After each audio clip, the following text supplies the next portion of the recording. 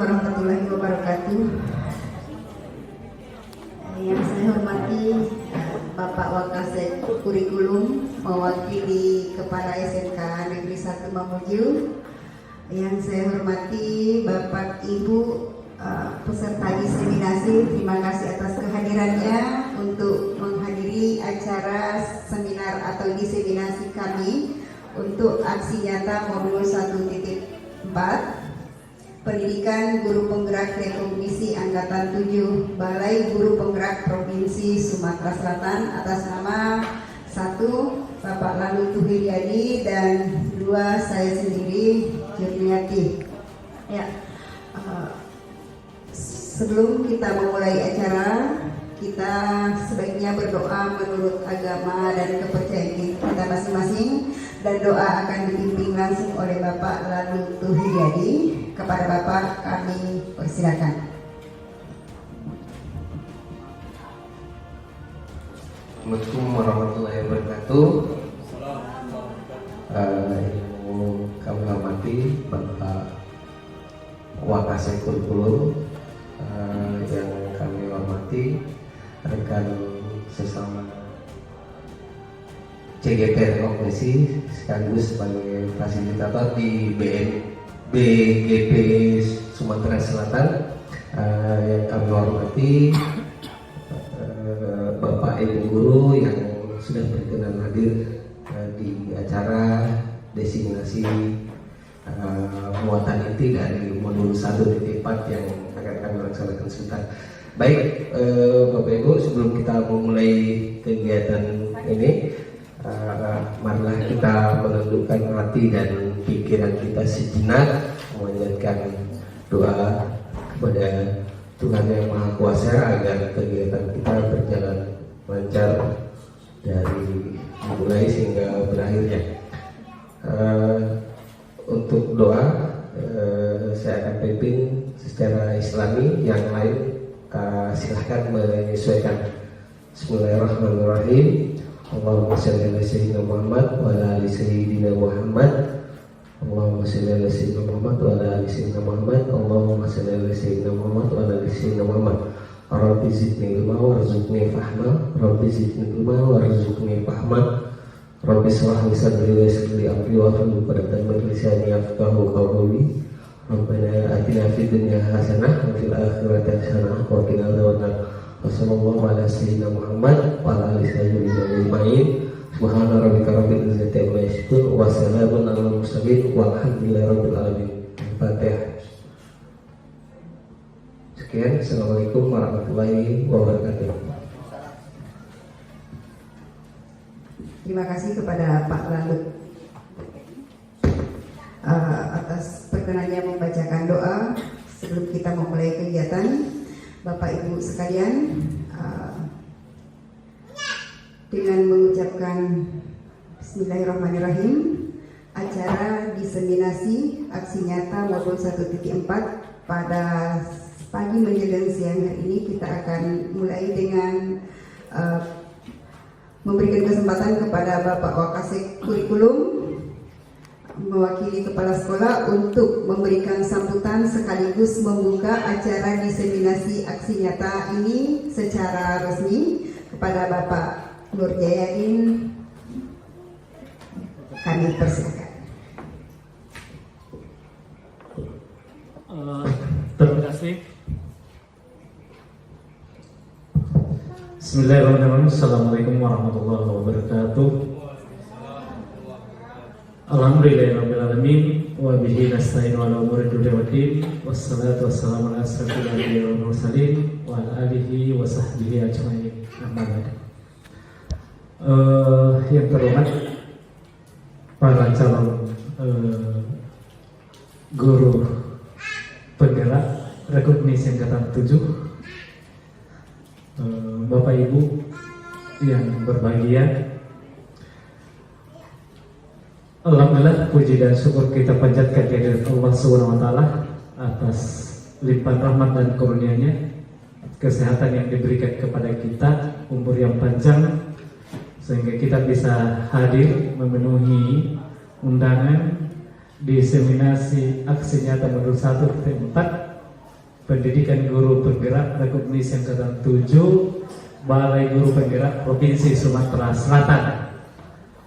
Pada hari ini mudah-mudahan kegiatan ini bisa berjalan sebagaimana yang telah diharapkan. Salawat dan salam senantiasa kita kirimkan kepada Nabiullah Muhammad SAW, Allahumma shalli, dan para pendengar sekalian. Bapak Ibu yang berbahagia, jadi mewakili dari Bapak Kepala Sekolah, Bapak Kepala Sekolah tidak berada di tempat, beliau mendelegasikan kepada kami untuk membuka kegiatan ini. Mudah-mudahan apa yang diharapkan bisa berjalan dengan baik. Kemudian kami harapkan Bapak Ibu dapat mengikuti dengan seksama apa yang menjadi bahan diseminasi oleh para calon guru penggerak ini. Bapak Ibu yang kami hormati, memang perlu selalu kita mengimprovisasi diri, meningkatkan kompetensi.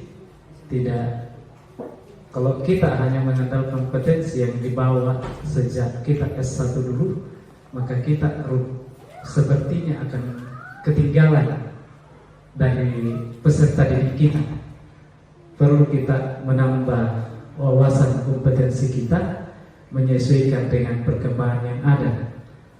Kementerian Pendidikan dan Kebudayaan telah memberikan saran untuk bisa kita meningkatkan kompetensi kita sebagai para guru yang diharapkan menjadi para guru yang siap dan menyiapkan diri untuk membentuk para peserta didiknya untuk bisa memenuhi kompetensi setelah dia tamat. Bapak Ibu sekalian, banyak hal yang perlu dilakukan untuk melakukan penambahan perbendaharaan kompetensi kita, Bapak Ibu guru, tenaga pendidik, termasuk di guru penggerak ini. Sarana ini memang perlu kita dorong karena tidak melulu sebagai persyaratan administrasi untuk peningkatan kelanjutan keprofesionalan kita, tapi jadi kebutuhan sebenarnya. Jadi kebutuhan di setiap satuan pendidikan untuk membentuk pribadi-pribadi, membentuk insan pendidik yang lebih maju sesuai dengan perkembangan zaman.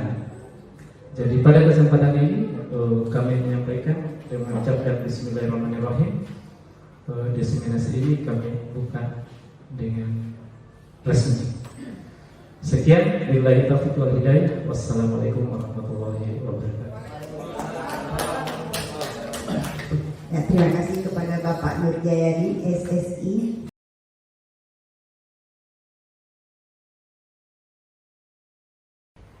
Baik, assalamualaikum warahmatullahi wabarakatuh. Selamat pagi menjelang sudah siang ya. Selamat siang Bapak Ibu sekalian.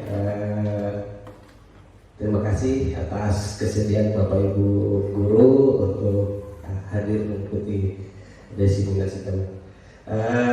Baik, langsung saja saya memulai. Jadi diseminasi kami ini adalah ingin mempresentasikan kepada Bapak Ibu guru terkait bagaimana mengimplementasikan konsep inti dari budaya positif. Jadi kalau Ibu Jurni tadi budaya positifnya menjabarkan tentang bagaimana bentuk-bentuk budaya positif secara konkret. Saya mungkin agak sedikit berbeda. Saya dari segi apa sih yang menjadi konsep inti dari budaya positif terkait teknis dari aksi nyata yang saya lakukan, mungkin sebentar saya akan tampilkan dalam bentuk slide video saja. Baik Bapak Ibu, sebelum saya membahas tentang budaya positif, karena ini ada kaitannya dengan filosofi filosofi pendidikan Ki Hajar Dewantara. Jadi dalam konteks pendidikan kita kekinian, apalagi ketika dikaitkan dengan implementasi kurikulum Merdeka, maka ruh atau spirit dari kurikulum Merdeka maupun substansi dari diklat program guru penggerak itu adalah bagaimana kemudian membumikan, bagaimana mengimplementasikan filosofi pendidikan dari Ki Hajar Dewantara. Jadi konsep yang diusung adalah konsep pendidikan yang memerdekakan atau merdeka belajar, adalah sebuah konsep pendidikan yang berpusat pada murid, di mana murid itu diposisikan sebagai subjek dan ilmu pengetahuan adalah objeknya, tentu dengan mempertimbangkan aspek kuadrat alam maupun kuadrat zaman, karena setiap kita berada pada kuadrat alam yang berbeda. Setiap daerah memiliki kuadrat alam yang berbeda, memiliki keragaman budaya, infrastruktur dan lain-lain. Kemudian juga berkaitan dengan aspek kodrat zaman. Setiap zaman itu perkembangannya berbeda-beda. Oleh karena itu pendidikan haruslah kemudian menyesuaikan dengan kodrat alam maupun kodrat zaman. Berikutnya adalah terkait dengan apa itu pendidikan dan pengajaran. Pengajaran itu adalah bagian dari pendidikan. Sementara pengajaran itu dalam konsep Ki Hajar Dewantara adalah merupakan proses pendidikan yang memberikan ilmu, pengetahuan, keterampilan yang ke depan akan berfaedah bagi anak-anak kita untuk menyongsong masa depannya. Sedangkan pendidikan adalah tempat persemaian benih-benih kebudayaan dalam masyarakat, atau tempat penyemaian nilai atau penanaman nilai-nilai kebajikan universal. Kemudian dalam pandangan Ki Hajar Dewantara, pendidikan itu haruslah bersifat penuntun. Makanya Ki Hajar Dewantara itu mengibaratkan peran kita sebagai pendidik adalah ibarat sebagai seorang petani, gitu. Layaknya seorang petani adalah bagaimana memperlakukan benih-benihnya, atau sesuai dengan kodrat dari benihnya, gitu. Bagaimana kita memperlakukan benih padi, bibit padi dengan benih pepaya itu tentu berbeda. Nah, yang harus kita sadari adalah bahwa anak-anak kita lahir dengan memiliki keragaman, perbedaan, sehingga kehadiran kita sebagai guru harus menjadi fasilitator bagi anak-anak kita untuk senantiasa mengakomodir kebutuhan, mensupport perkembangan anak didik kita sesuai dengan kodrat atau potensi yang mereka bawa. Sehingga dalam proses menuntun, anak itu diberikan kebebasan, namun fungsi pendidik adalah sebagai among atau sebagai menuntut, mengarahkan agar anak-anak kita di dalam ruang kebebasan itu kemudian dapat memilih pilihan-pilihan sesuai dengan nilai-nilai luhur, nilai-nilai kebajikan universal yang berkembang baik dalam kehidupan beragama, bermasyarakat, maupun dalam norma-norma kehidupan masyarakat yang lain. Selanjutnya terkait prinsip perilaku pendidikan, kadang-kadang ini seolah kita anggap jadi saya kira kita sudah sangat pasti tentang prinsip triloka pendidikan yang KHD. Ada yang Ngarso Tolodo, ada yang Madia Karso, Tukuri Handayani. Ketika guru berada di depan, maka dia adalah teladan. Ketika guru berada di tengah, maka dia adalah pengayom. Dan ketika dia berada di belakang, maka dia adalah pemberi motivasi. Saya kira dalam tataran konseptual kita sangat pasti untuk menyebutkan, tetapi dalam tataran implementasi saya kira kita harus melakukan refleksi apakah prinsip-prinsip Triloka pendidikan ini sudah kita terapkan atau tidak dalam mengelola kelas kita masing-masing atau dalam menjalankan peran kita sebagai pendidik. Berikutnya adalah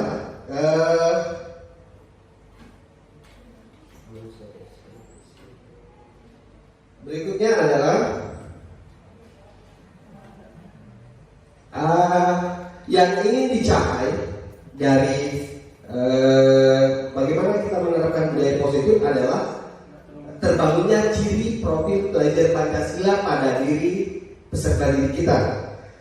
Jadi ada beberapa dimensi dari profil pelajar Pancasila yang selain menjadi esensi dalam program guru penggerak, ini juga menjadi esensi dalam implementasi penerapan kurikulum Merdeka Belajar yang nanti akan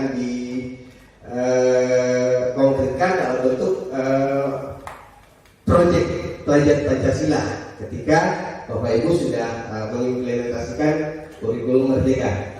Jadi ada dimensi mandiri, ada dimensi berpikir kritis, kreatif, semangat kegotong royongan, kebinekaan global, dan yang paling utama adalah beriman dan bertakwa kepada Tuhan Yang Maha Esa. Nah, untuk mencapai tujuan ini, maka tidak cukup dengan slogan, tidak cukup dengan hanya menjadikan ini sebagai tujuan, tetapi Bapak Ibu guru, kita semua yang berprofesi sebagai guru itu harus terus-menerus bergeliat, harus memiliki nilai. Jadi teman-teman guru harus memiliki nilai. Jadi kalau kita menginginkan profil mandiri terhadap diri murid kita, maka kita sendiri dulu yang harus menunjukkan sikap mandiri, terutama dalam mengakses sumber baca, mengakses pengetahuan, gitu.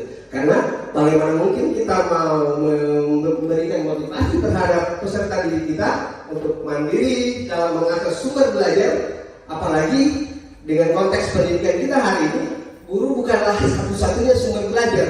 Jadi ada banyak sumber belajar yang lain yang bisa diakses oleh peserta didik kita. Nah, ketika kita mendorong murid kita untuk bersikap mandiri, maka kita harus menjadi teladan terlebih dahulu untuk menunjukkan geliat kemandirian kita, bagaimana upaya kita untuk terus-menerus meningkatkan kapasitas dan kemampuan atau kompetensi kita, baik itu berkaitan dengan bagaimana pengelolaan kelas, bagaimana penguasaan materi pembelajaran. Jadi itu dulu yang harus kita lakukan. Ada inovasi gitu. Dengan keragaman yang dimiliki oleh peserta didik, maka guru harus melakukan berbagai macam inovasi gitu, untuk membantu, untuk memberikan solusi terhadap problem-problem permasalahan belajar yang ada pada peserta didik kita, baik itu mengenai gaya belajarnya. Jadi itu dalam rangka bagaimana kita berusaha memenuhi kebutuhan belajar murid kita. Kemudian berikutnya adalah kita harus melakukan kegiatan reflektif. Jadi kadang-kadang setelah kita menjalankan tugas pendidik kita, paling banter kita hanya sampai tataran evaluasi. Kita tidak melakukan kegiatan tindakan reflektif. Apa sih yang sudah berjalan dengan baik? Apa sih yang masih kurang gitu? Apa sih yang masih kita perlukan? Siapa saja sih yang kita butuhkan untuk menyukseskan tujuan belajar atau kegiatan belajar kita? Dan selanjutnya adalah bagaimana dalam menjalankan peran kita sebagai pendidik itu harus melakukan kolaborasi. Karena kita ini bukanlah Superman. Ada begitu banyak problem pendidikan dalam lingkungan sekolah kita, itu tidak bisa kita selesaikan sendiri. Oleh karena itu kita membutuhkan iklim kolaboratif.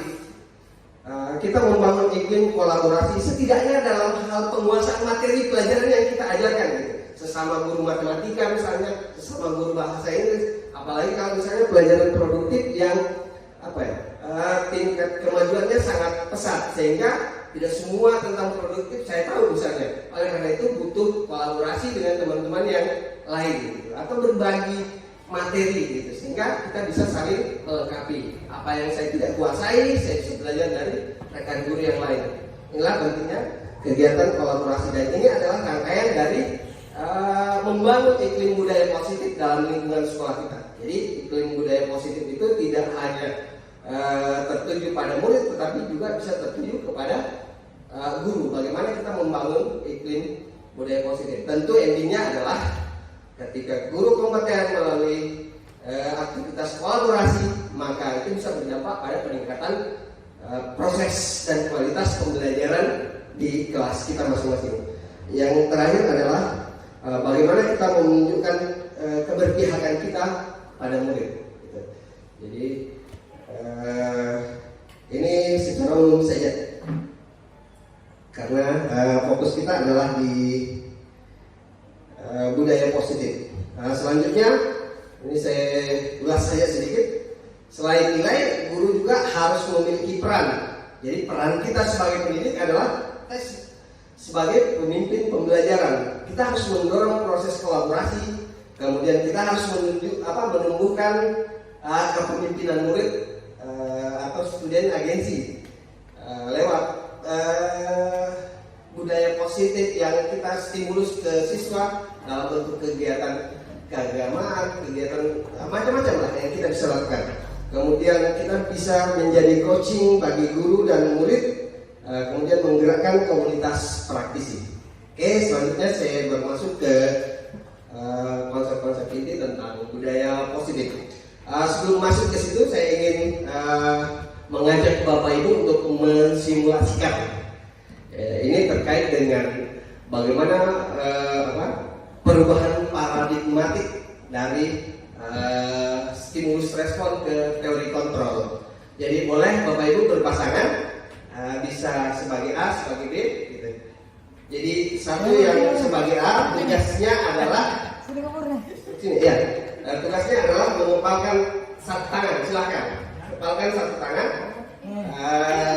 Silakan Bu. Coba buka tangan sebentar Buto. Cari pasangan yang masih genggam tangan. Bayangkan bahwa yang Anda genggam itu adalah sesuatu yang sangat berharga. Karena bahaya kalau beda. Sehingga siapapun yang akan menyuruh Anda untuk membukanya, Kameramen dulu. Anda tidak akan mau membukanya. Yang kemudian yang kedua pasangannya, tugas dia atau rekan Anda adalah mencoba dengan segala macam cara untuk agar pasangannya bisa membuka. Cara yang bisa dilakukan bisa dengan cara membujuk, menghardik, mengiming-iming hadiah, segala macam. Pokoknya lakukan segala hal yang bisa membuat orang terpengaruh. Ini penting untuk melihat apakah siapakah yang berperan terhadap perubahan perilaku kita, apakah diri kita atau orang lain. Jadi silahkan saya kasih waktu kira-kira 1 menit atau 2 menit lah, boleh. Siapa yang mau sebagai A, siapa yang mau sebagai B.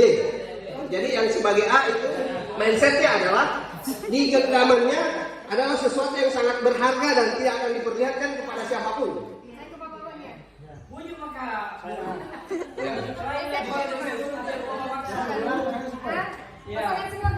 Ya, pasangan. Ya sudah nih. Sudah. Oke. Saya yang tutup ini, kau yang coba untuk buka. Saya buka. Ya. 2 menit ya.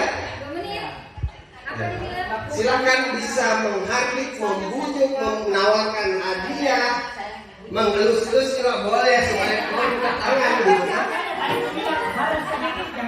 Terserah, lakukan segala macam cara.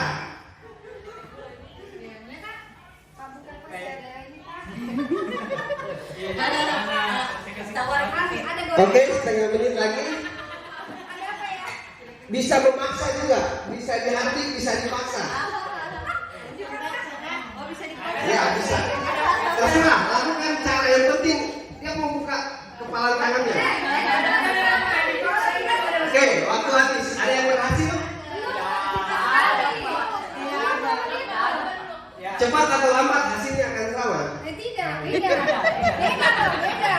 Cepat atau lambat tidak mungkin sama ya Pak ya? Oke. Kan ada. Nah, setelah itu Silakan Bapak Ibu menjawab pertanyaan ini. Yang berperan sebagai B, apakah Anda atau B membuka kepalan tangan Anda? Ya atau tidak? Sampaikan alasannya. Kenapa tidak mau membuka? Kedua, apakah Anda atau B menutup kepalan tangan Anda? Mengapa? Apakah alasannya? Ini membuka menutup yang kedua. Membuka atau tidak membuka. Yang ketiga, dalam kegiatan ini sesungguhnya siapa yang memegang kendali atau kontrol pada diri Bapak Ibu untuk membuka tangan? Diri sendiri. Oke. Jadi kita sampai pada kesimpulan bahwa yang mengontrol perilaku kita adalah diri kita sendiri. Untuk menguatkan ini, ada beberapa hal yang bisa mempengaruhi perilaku kita. Yang pertama adalah berkaitan dengan pola pikir kita. Kita mau berperilaku A atau B atau memilih perilaku A atau B, itu sangat dipengaruhi oleh pola pikir kita. Kita tergerak atau bergerak untuk belajar, untuk meningkatkan kapasitas diri kita karena kita berpikir bahwa belajar itu adalah penting. Kalau kita tidak berpikir bahwa belajar itu penting, ngapain gitu? Yang kedua adalah karena faktor kebutuhan. Coba nih besok kita mau ujian pasti belajar gitu. Karena kita punya kebutuhan. Jadi perilaku kita itu didasari atas dasar pemenuhan kebutuhan kita. Kalau kita merasa bahwa itu adalah kebutuhan kita, maka kita akan mengubah perilaku kita. Berikutnya adalah tergantung apa yang kita yakini, gitu. Kalau kita meyakini sesuatu itu baik dan benar, maka harusnya secara ideal kita harus tergerak untuk melakukan hal-hal yang baik dan benar, gitu. Yang berikutnya adalah tergantung apa tujuan kita. Kita datang ke sekolah tujuan apa? Misalnya kalau murid datang ke sekolah, kalau tujuannya cuman pengen ketemu teman, selfie, ya pasti dia tidak akan datang belajar gitu. Tapi kalau tujuannya untuk cari pengetahuan, menggali keterampilan, ya pasti dia akan termotivasi secara intrinsik. Jadi seperti itu. Berikutnya adalah, ini ada teori dari William. Ya, ini terkait perubahan paradigma teori kontrol. Yang poinnya adalah ilusi kalau guru bisa mengontrol murid sepenuhnya. Itu ilusi gitu. Kita bisa mengontrolnya itu hanya dalam bentuk motivasi ekstrinsik. Kita bisa mengontrolnya dengan hukuman, dengan konsekuensi, tapi itu hanya berlaku dan bersifat ekstrinsik gitu. Begitu tidak ada hukuman, tidak ada konsekuensinya, dia akan berubah kembali. Karena kita merujuk lagi bahwa yang mengubah perilaku kita, yang memiliki kontrol terhadap perubahan perilaku kita adalah diri kita sendiri. Kemudian yang kedua adalah ilusi bahwa kritik dan membuat orang merasa bersalah itu bisa menguatkan karakter orang. Nah, kadang-kadang kita mempraktekkan ini di hadapan murid-murid kita. Kita mengkritik, mempermalukan dia ketika dia tidak mampu melakukan sesuatu dengan harapan bahwa dia bisa berubah gitu. Padahal itu semua adalah ilusi.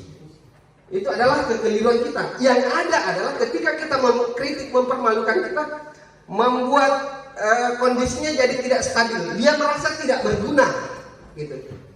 Sehingga motivasi ekstrinsiknya akan semakin sulit untuk tumbuh ketika kita mempraktekkan hal-hal yang seperti ini gitu.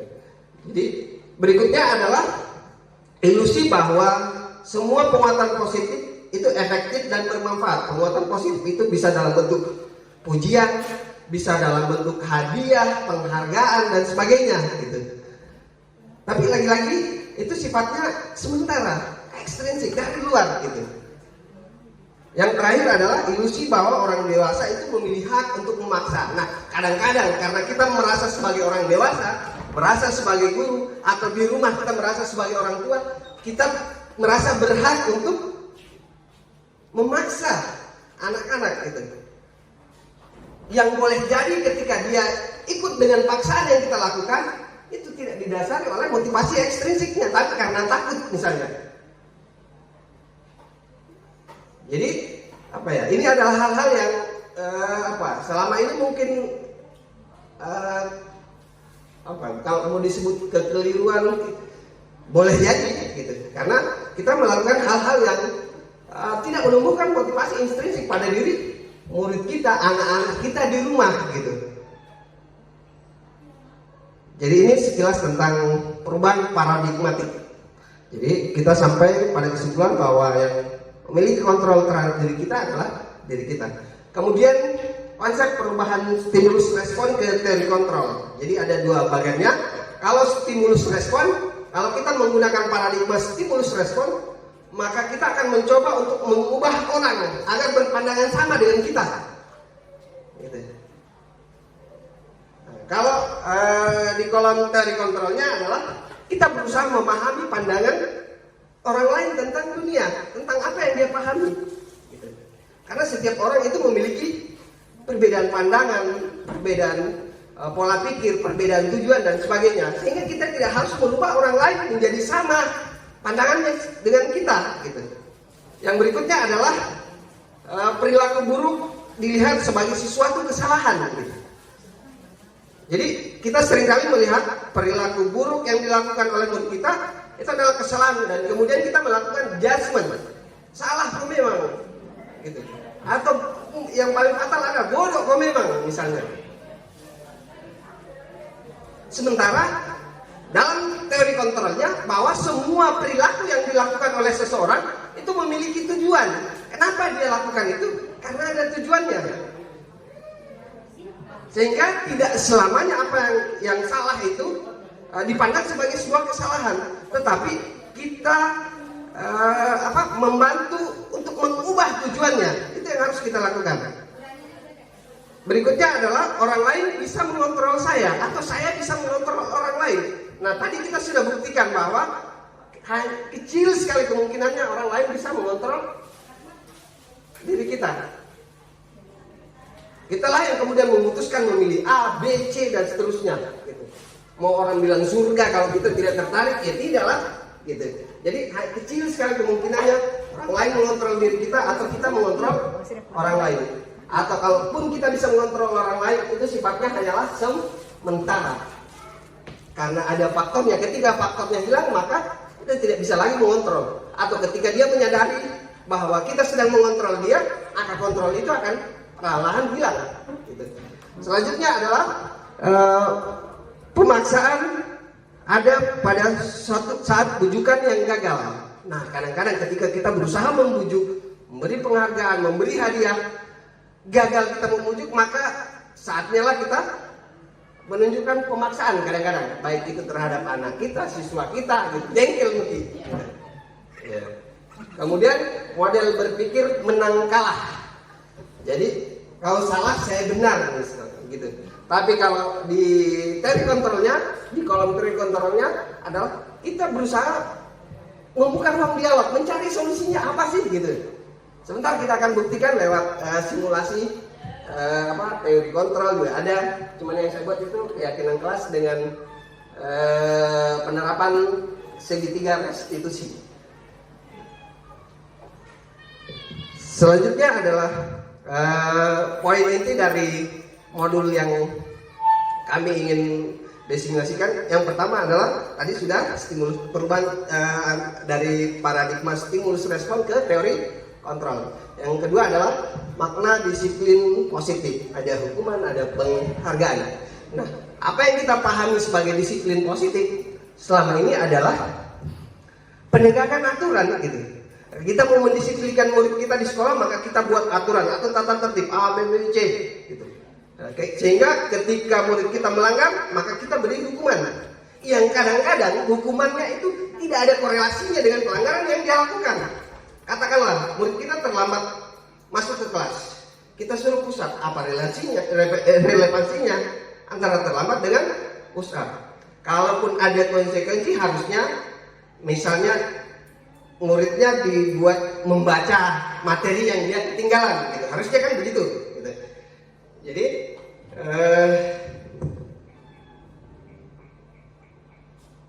sehingga proses makna disiplin positif yang kita pahami pada umumnya adalah sebuah proses pembiasaan yang dilakukan karena adanya keharusan mengikuti sebuah aturan yang telah ditetapkan, sehingga seringkali murid merasa terpaksa karena takut dihukum segala macam,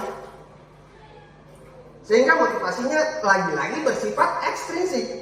Kalau aturannya hilang, berubah lagi dia.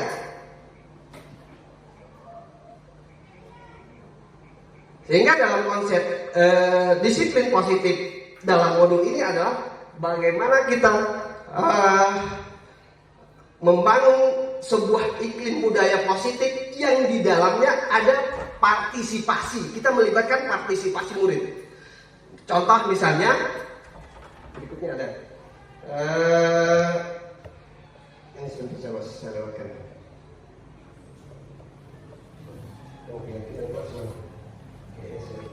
Contoh misalnya keyakinan kelas dengan aturan kelas, perbedaannya apa sih gitu? Kalau peraturan kelas yang buat aturannya kita, yang minta murid untuk laksanakan itu kita, ada nggak perannya murid? Kadang-kadang tidak ada partisipasinya. Tapi kalau kita mewujudkannya dalam bentuk keyakinan kelas, maka kita akan melibatkan partisipasi murid untuk membuat keyakinan kelasnya apa. Tentu terlebih dahulu kita harus menjelaskan bahwa keyakinan kelas itu adalah sebuah kesepakatan yang kita buat, yang kita yakini bersama untuk menunjang proses belajar mengajar dalam kelas kita akan berjalan dengan baik. Yang kedua, bahwa keyakinan kelas itu harus diambil dari nilai-nilai kebaikan universal, harus berdasarkan nilai-nilai universal. Misalnya, biarkan mereka yang mengusulkan supaya kelas kita berjalan dengan baik. Apa keyakinan yang perlu kita sepakati dan laksanakan? Misalnya hadir tepat waktu. Ini kan dari dia yang mengucapkannya. Jadi secara psikologis mindsetnya berbeda. Bahwa ini dia yang mengikhtiarkannya dengan kita yang membuat dan memaksa dia untuk melaksanakannya. Misalnya menghargai orang lain gitu. Sehingga nanti ketika kita melakukan restitusi, kita tidak lagi melakukan adjustment. Kenapa salah, kenapa bla bla bla bla. Tetapi kita tanya dulu, apa yang terjadi? Biarkan dia mengungkapkan. Oh, saya melakukan ini. Kita tanya, apakah yang kau lakukan itu sesuai dengan keyakinan yang kau yakini? Jadi dia sendiri yang menjawab bahwa tidak sesuai, Pak. Bukan kita yang menjudge-nya. Dia yang mengakui sendiri. Sehingga perbedaannya adalah pada proses soal respon psikologisnya. Kalau kita yang menjudge dia salah, maka akan terbangun identitas gagal gitu. Dia merasa tidak berguna karena dijudge gitu. Berbeda kalau dia yang mengakui saya salah. Selanjutnya kita bisa merestitusi, menanyakan keyakinan apa yang dia yakini atau apa hal yang harus dilakukan. Dia sendiri yang akan mengucapkan bahwa harusnya saya begini, harusnya saya begini. Kita tinggal meminta komitmennya, kapan kamu akan laksanakan, mulai kapan gitu. Sehingga nanti ketika dia mengulanginya, kita tinggal menanyakan gimana komitmennya. Biarkan dia menyatakan dirinya bersalah dan mencari restitusi, memperbaiki dirinya gitu. Jadi secara psikologis itu berbeda. Oke, saya lanjut. Itu sekilas saya karena waktu kayaknya terbatas.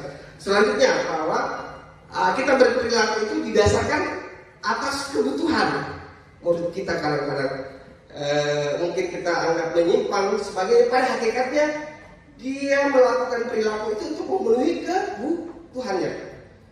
Dia main-main pada saat atau ribut di kelas pada saat kita sedang mengajar, ada kebutuhan kesenangan yang dia butuhkan yang mungkin tidak tercapai. Yang kita lakukan adalah bagaimana kita mewujudkan kebutuhan bersenang-senangnya dalam rangka pembelajaran, misalnya belajar sambil atau belajar yang dikemas dalam proses yang menyenangkan misalnya. Itu contoh-contoh saja. Silakan Bapak Ibu berefleksi, dan saya yakin bahwa ada banyak hal yang kita bisa lakukan untuk mengubah pola kita dalam mendidik anak-anak kita. Selanjutnya ada kebutuhan untuk diterima atau kasih sayang gitu. ada kebutuhan pengakuan atau kekuasaan. Apalagi anak-anak kita yang di usia perkembangan, ketika tidak ada hal yang bisa dia tunjukkan, dia tidak bisa dapat pengakuan, maka dia akan lari pada hal-hal negatif untuk menunjukkan sesuatu yang bisa dia tunjukkan. Cantik tidak misalnya, gagah tidak, pintar tidak misalnya. Jadi dia akan mencari perilaku yang kira-kira bisa membuat dia bisa diperhatikan, membuat orang mengaku dia, oh dia jago berkelahi memang misalnya. Nah, tugas guru adalah bagaimana membangun iklim budaya positif untuk mendorong atau memberikan motivasi intrinsik ke anak-anak kita untuk bisa berubah gitu. Jadi poinnya adalah satu karena aturan, satu karena kita harapkan terbangun pembiasaan-pembiasaan yang akan melahirkan motivasi intrinsik. Selanjutnya, posisi kontrol guru. Jadi posisi kontrol guru itu ada 5. Satu sebagai penghukum. Jadi ketika murid kita bersalah, maka kita akan memberikan hukuman yang kadang-kadang tidak ada korelasinya, tidak nyambung antara pelanggaran dengan hukuman yang kita berikan. Apakah ini menghasilkan identitas murid yang sukses? Gagal. Ketika dia hukum, dia belum lagi faktor malunya dihukum, apalagi dicubit depan temannya, ditendang gitu. Pertanyaannya adalah, adakah cara lain yang lebih efektif yang bisa kita lakukan ketika kita mendapati murid kita melakukan pelanggaran? Terlambat misalnya, belum apa-apa kita sudah berondong, kalau terlambat, balas mentok. Bagaimana kalau misalnya kita mulai menyapanya dia dengan ramah gitu? Kamu dari mana ya? Dari tadi kau ditunggu kamu loh. Semua teman-teman di kelas tuh rindu sama kamu. Kau baik-baik nak, tidak ada di kendala di jalan misalnya. Jadi secara mindset itu berbeda respon murid. Jadi murid bisa mengatakan bahwa ini guruku dalam keadaan bersalah saja, dia masih sempat tanyakan gimana keadaanku. Saya tidak ada kendala kan di jalan atau tidak. Sehingga jangan jangan anggap remeh hal-hal yang seperti itu. Dia boleh jadi akan mengenangnya gitu. Guru saya dalam kondisi saya melakukan pelanggaran, dia tetap baik dan berusaha memperbaiki saya gitu. Ketika itu akan berbeda ketika kita langsung hukum segala macam, itu akan melahirkan dendam atau mungkin malas ke sekolah karena kalau dia terlambat dihukum. Kita tidak melakukan restitusi. Apa sih? Kita harus cari tahu apa sih yang dia alami, apa sih yang dia bisa kasih dia kesempatan untuk memikirkan, apa sih yang biasa dia lakukan untuk mengubah atau untuk memperbaiki kesalahannya. Mestinya hal-hal yang seperti itulah yang kita lakukan kalau dalam teori kontrolnya gitu. Jadi nanti terserah bagaimana responnya Bapak Ibu, kita melakukan refleksi kira-kira mana hal yang lebih baik untuk kita terapkan. Kami sebagai CGP Rekognisi sebenarnya fasilitator, cuman karena kami butuh sertifikat jadi harus sebagai CGP dan harus melakukan ini desiminasi supaya bisa dapat sertifikat. Kemudian membuat rasa bersalah. Nah kadang-kadang ketika kita tahu bahwa siswa kita bersalah atau menyimpang, kita mendesaknya pada posisi bersalah sehingga dia merasa tidak berguna kalau diperlakukan seperti itu. Harusnya yang kita lakukan adalah melakukan restitusi, membantu dia memperbaiki kesalahannya. Yang berikutnya adalah sebagai teman. Kadang-kadang kita memposisikan diri kita sebagai teman karena kita akrab, ya sudah aku masih bisa aja pelanggar, gitu kan? Atau demi saya lah, kau tidak usah ulangi itu perbuatanmu yang menyimpang misalnya. Sehingga dia hanya berubah karena kita dekat dengan dia. Begitu dengan guru lain, dia akan mengulang perilaku menyimpang atau kesalahan yang dia lakukan. Nah ini kadang-kadang posisi kontrol yang seringkali dengan sadar atau tidak sadar kita terapkan dalam menjalankan peran mendidik kita. Berikutnya adalah sebagai pengontrol. Nah, sebagai pengontrol itu kita mengandalkan data. Kamu sudah berapa kali buat kesalahan, gitu kan? Sehingga apa konsekuensinya, gitu. Walaupun lebih humanis sedikit, gitu, tapi tetap bukan hukuman, tapi dia lebih ke konsekuensi. Kalau dia guru olahraga terlambat datang, maka konsekuensinya dia harus berlari keliling lapangan supaya ada relevansinya antara kesalahan dengan konsekuensi yang diterapkan. Kemudian yang berikutnya adalah posisi sebagai manajer, berusaha melihat persoalan yang dialami murid dalam kerangka yang lebih luas gitu. Jadi kita lihat apa sebabnya, kenapa dia lakukan itu, dan kita memberikan kesempatan bagi murid kita untuk merestitusi diri, untuk melakukan perbaikan diri. Kita memberikan support, kita memberikan dia kesempatan untuk memikirkan apa sih yang perlu dilakukan. Kita memberikan dia waktu untuk mengubah dirinya. Kita hanya tinggal menagih kapan kok tidak berubah gitu. Karena kita sudah kasih kesempatan. Berikutnya adalah segitiga restitusi. Ini adalah sebuah proses dialog antara guru dengan guru atau orang tua. Bisa juga restitusi ini bukan hanya bisa digunakan oleh guru, tapi orang tua terhadap anak juga bisa menggunakannya untuk membantu murid menjadi lebih mandiri, bertanggung jawab, dan bisa memperbaiki kesalahannya. Langkah-langkah restitusi itu ada 3. Yang pertama adalah bagaimana menstabilkan kondisi. Jadi di langkah menstabilkan kondisi kita harus paradigma kita harus sampai pada kesalahan bahwa kesalahan adalah bagian dari pembelajaran. Orang salah itu adalah proses dari pembelajaran, bukan ending dari segala-galanya. Ketika seseorang melakukan kesalahan, dan orang bisa belajar dari kesalahan kok. Gitu. Sehingga berbuat kesalahan bukan isdet, bukan akhir dari segalanya. Sehingga murid kita masih merasa punya kesempatan, merasa diberikan kesempatan untuk mengubah kesalahannya. Yang kedua adalah menggeser identitas gagal ke sukses. Kalau kita tidak geser identitas gagal, maka selamanya anak kita akan merasa bahwa oh saya memang selalu berbuat salah, dia mau apa, tidak bisa. Jadi anak-anak kita berada pada mental block, belum melakukan apa-apa, tidak bisa. Memang saya matematika, gitu. Padahal mungkin saja ada potensinya yang perlu digali, tetapi karena paradigmatik murid kita mental block, belum melakukan, sudah merasa gagal, gitu. Apalagi kalau ditambah-tambahin bodoh memang kau, gitu. Tanpa merasa gagal, muridnya oh bodoh kan memang saya, gitu. Selanjutnya, hindari mengkritik murid saat berbuat kesalahan, tapi gunakan pola-pola restitusi. Kemudian, validasi kesalahan.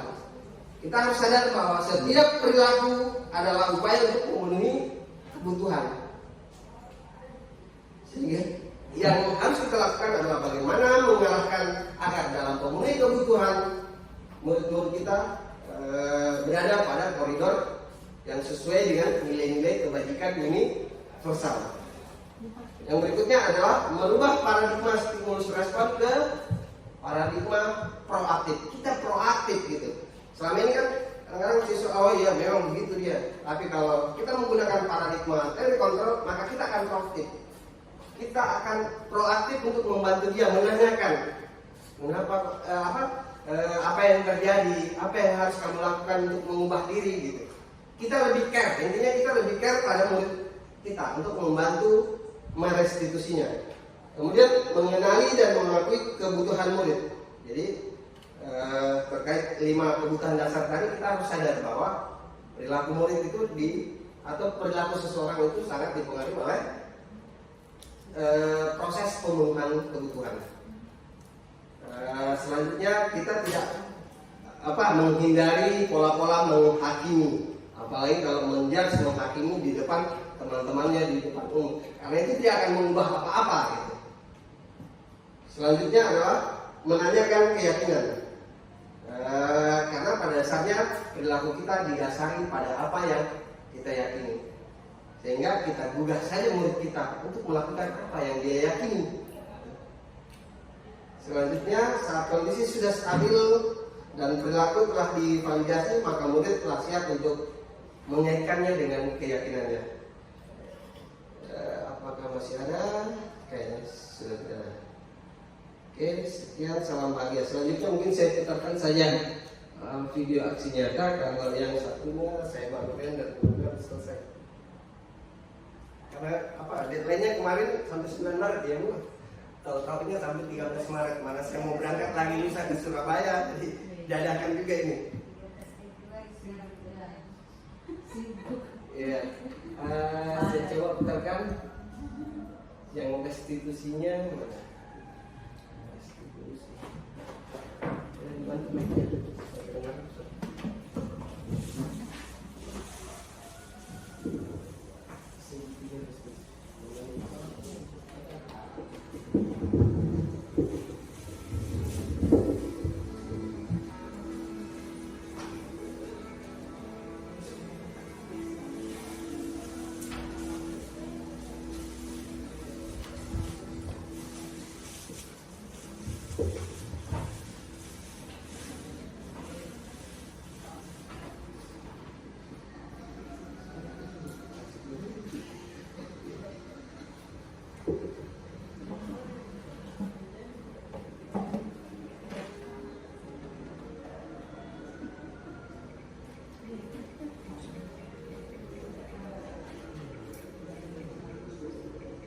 Sekarang salah ya?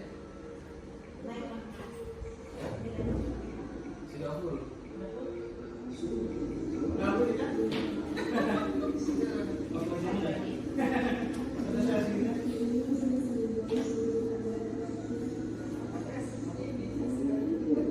Bolos dia.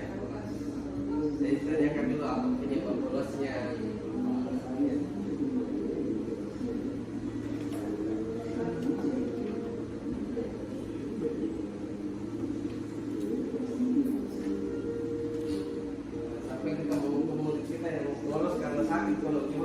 Berani mengungkapkannya kita hukum. Dan saya yakin kita banyak pengalaman di saat kita sekolah dulu, bagaimana kadang-kadang kita merasa diperlakukan tidak adil, kan? Kadang-kadang kita dihukum dengan sesuatu yang kita rasa tidak lakukan.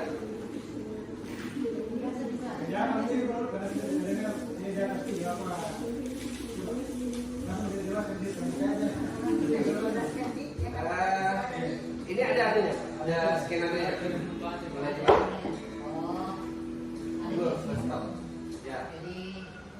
Tunggu. Ya. Jadi kasusnya dia sering bolos, gitu. Jadi ditanyakan dulu apa kabarnya, kan? Kemudian ditanyakan kenapa saya panggil, gitu. Jadi kita tidak perlu kau salah, kenapa kau bolos, gitu. Kita tinggal tanyakan, kamu tahu tidak kenapa saya panggil? Maka dia akan menjelaskan sendiri kesalahan yang dia lakukan. Jadi beda mindsetnya, dijudge atau dia sendiri yang mengakui kesalahannya. Sendiri kan Pak dipanggil secara pribadi, ada kelasnya Pak. Ya, pribadi. Dipanggil pribadi. Berdua supaya yang dengar cuma berdua gitu. Jadi pola-pola restitusi. Ya. Sekarang ada itu temannya yang nonton itu Bu, Ya, makanya kita stabilkan. Makanya yang diperlukan di langkah pertama adalah kita menstabilkan kondisinya. Kadang-kadang validasi kesalahan. Oh iya, benar juga kamu melakukan itu. Bentar, kita benarkan sebagian, tapi kita tanyakan, apakah tidak ada perilaku yang lebih efektif kira-kira, gitu kan? Walaupun salah, kan tidak salah sepenuhnya sebetulnya. Dia punya alasan. Oh iya, siapapun akan lakukan itu. Tapi adakah kira-kira perilaku yang lebih efektif? Oh ada Pak. Biarkan dia menyebutkan. Oh ini yang apa kira-kira yang harus dilakukan? Biarkan dia menyebutkan. Nanti kalau dia sudah menyebutkan apa yang dia yakini, apa yang harus dia lakukan, kita tinggal minta komitmennya. Kapan mulai akan dilakukan? Kita tanyakan juga bagaimana perasaannya kalau kamu melakukan itu, sehingga ada motivasi intrinsik yang bisa lahir dalam diri murid-murid kita. Kalau yang keyakinan kelasnya saya jelaskan saja karena sebenarnya masih proses trainer. Jadi tadi kayaknya sudah ya. Yang keyakinan kelas itu adalah di awal pembelajaran kita mengajak murid-murid kita untuk membuat keyakinan kelas adalah nilai-nilai yang kita sepakati bersama dalam kelas itu, boleh dalam bentuknya kelas, dalam bentuk yang luas mungkin keyakinan sekolah, gitu. Keyakinan kelas. Jadi kita melibatkan partisipasi murid-murid kita untuk mengajukan keyakinan apa yang bisa disepakati, yang tujuannya untuk agar proses pembelajaran berjalan dengan baik di kelas. Nanti anak-anak bisa mengajukan saling menghargai Pak, gitu. Sehingga ketika ada yang membuli, kita tinggal tanyakan sesuai tidak dengan keyakinan kelasmu. Ketika kamu membuli temanmu, oh tidak Pak, kalau begitu apa yang harus dilakukan? Oh harusnya saya lebih menghargai, gitu. Kita tinggal meminta komitmennya lagi. Kapan kamu akan melakukannya? Kalau masih diulang, lakukan lagi restitusinya, ulang, gitu. Yang penting kita melakukan ikhtiar, upaya secara maksimal. Soal hasil itu sebetulnya bukan kendali pada diri kita. Yang penting kita sudah melakukan ikhtiarnya dengan baik, dia tidak berubah-ubah, maka mungkin boleh saja jalan terakhirnya kasih hukuman, kasih konsekuensi. Asal jangan hukumannya yang pertama, gitu. Jadi yang disarankan adalah bagaimana peran guru sebagai manajer, posisi manajer.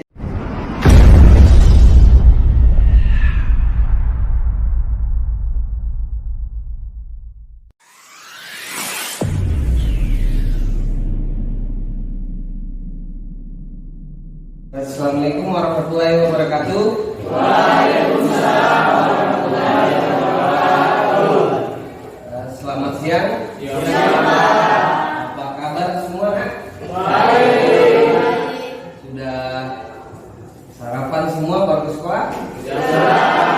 Pastikan sarapan dulu supaya konsentrasi untuk belajar tidak terganggu karena perut lapar dan sebagainya, kan? Jadi sudah siap, ready untuk belajar sampai ke sekolah? Ya. Boleh ketua kelas bantu siapkan dulu kelasnya. Duduk siap.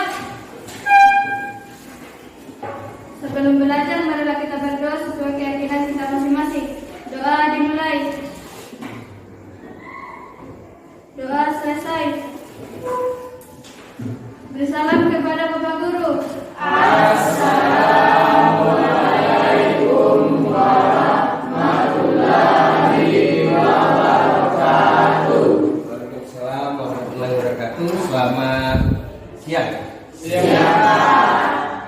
Baik, sebelum kalian memulai pembelajaran, saya ingin mengajak kalian untuk membuat yang namanya keyakinan kelas, ya.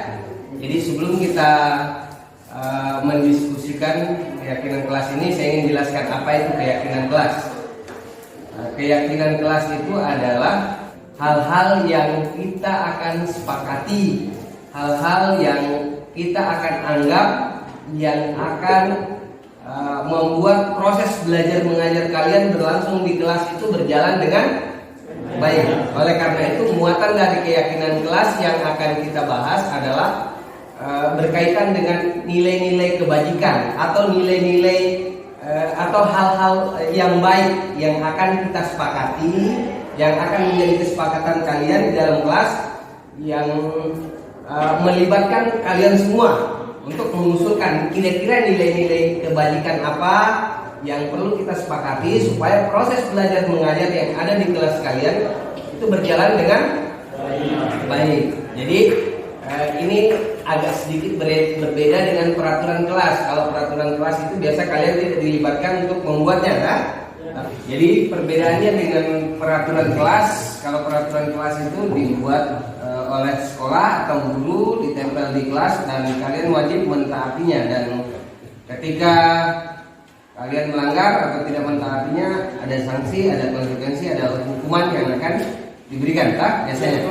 Nah, kalau keyakinan kelas itu yang usulkan menjadi keyakinan kelas itu adalah kalian, apa-apa yang kalian usulkan kira-kira menjadi kesepakatan sebagai keyakinan kelas, sebagai sebuah hal yang kalian yakini agar proses pembelajaran berjalan dengan baik. Jadi keyakinan kelas itu bersumber dari nilai-nilai kebajikan. Apa itu nilai-nilai kebajikan? Misalnya sebagai siswa kalian harus berperilaku jujur, gitu tak? Misalnya sebagai siswa, ini contoh. Misalnya sebagai siswa kalian harus belajar dengan sungguh-sungguh, gitu kan? Jadi apalagi misalnya satu sama lain harus saling menghargai, gitu kan? Supaya suasana kelas menjadi kondusif. Karena kalau tidak saling menghargai kan kita saling ejek kah, kita saling membuli dan sebagainya, gitu kan? Ya. Dengan banyak hal lain yang kalian bisa usulkan, kira-kira apa-apa saja yang bisa menjadi keyakinan kelas untuk disepakati dan diniatkan untuk dijalankan bersama-sama, gitu tak? Keyakinan itu akan menjadi motivasi bagi kita agar kita melakukan proses belajar mengajar dengan baik. Jadi spiritnya itu berbeda. Kemudian di keyakinan kelas itu tidak ada hukuman, tapi bagaimana kalian memunculkan komitmen atau motivasi dari dalam diri kalian sendiri bahwa apa yang sudah disepakati sebagai keyakinan kelas itu harusnya kita jalankan dengan baik, karena itu berasal dari kita dan kita yang menyepakatinya sendiri, kan?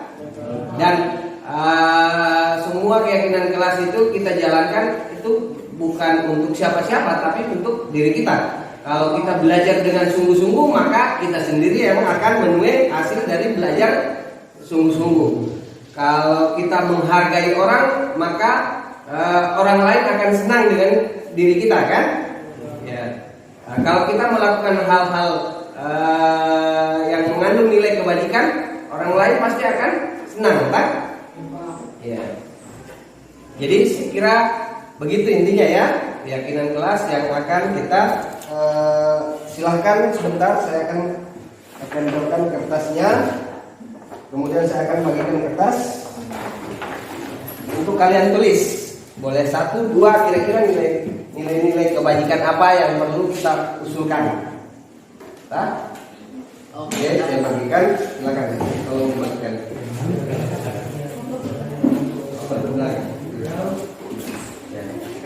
Kalau kurang 1, tulis lagi di belakang ya.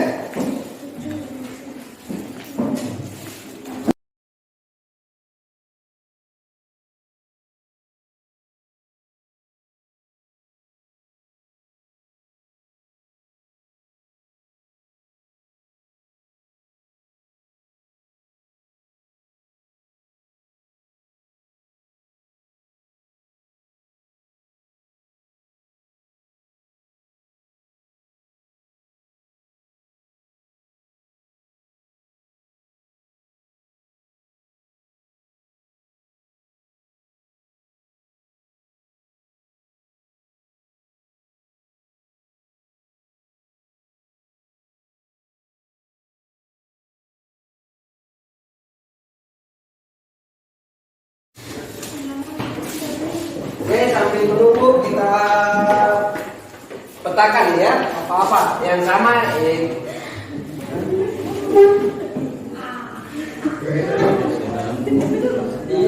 Oke, yang umum-umum saja dulu ya.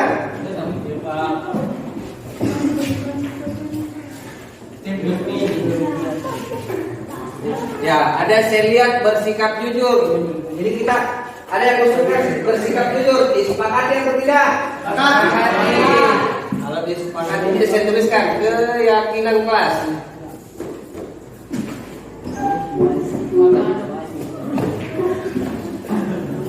Satu, bersikap jujur, sepakat kan?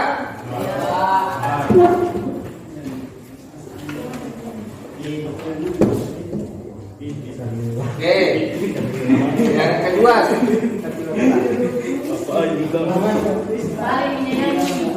saling menghormati.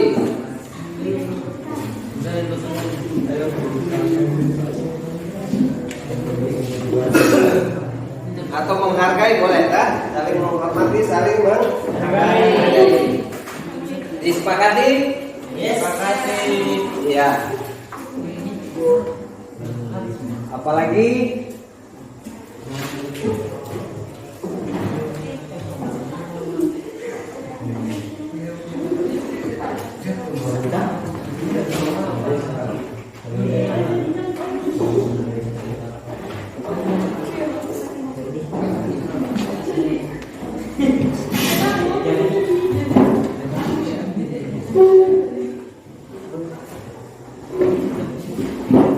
saling bekerja sama.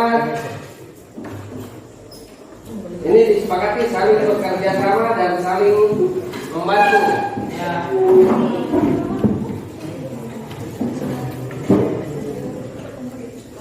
Disepakati Saling bergotong-royong. ya, sama bekerja sama boleh atau kolaborasi boleh. Ini kita sambung saja karena ada sikap sopan santun gitu kan, bersikap jujur. Kita sambung saja sini ya. Sopan santun ramah boleh kan? Ya, karena ada yang tuliskan bersikap sopan, bersikap santun, kita satukan saja satu kalimat kan? Ramah, sopan, santun, ramah. Oke, kita sepakati.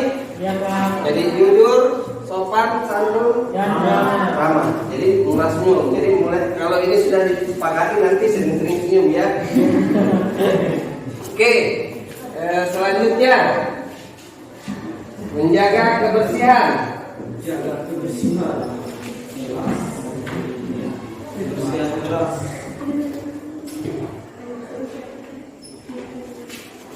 Mau di kelas, mau di luar, yang jelas jaga kebersihan kan? Iya, Pak. Oke. Artinya di dalam maupun di luar kelas. Ini mah ada saya lihat bertanggung jawab. Penting tidak? Penting. Iya, orang harus bertanggung jawab.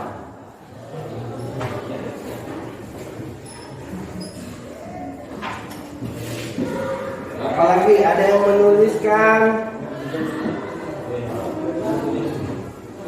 hadir di kelas tepat waktu.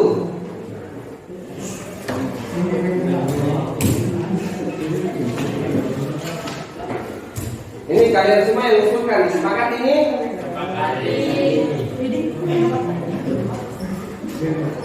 Ya, kalian sepakat itu untuk kebaikan kalian, Pak? Pak. Ya.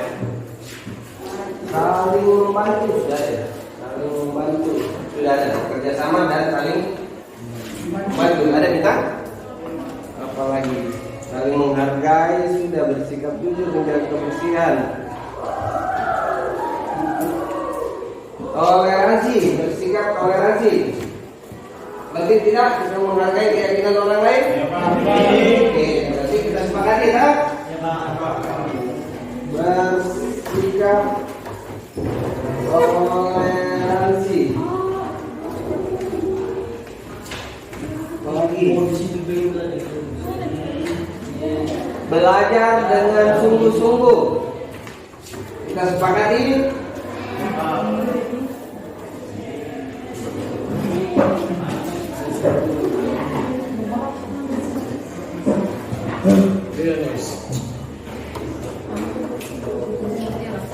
Apalagi masih ada yang belum disebutkan, yang diusulkan.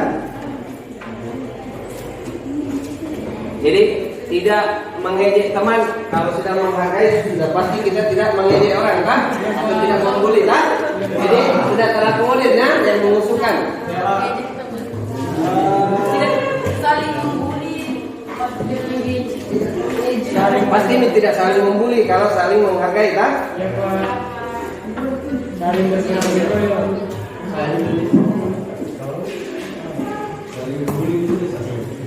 Satu bahasa di sini mengikuti pelajaran dengan sungguh-sungguh kan. Mengikuti pelajaran.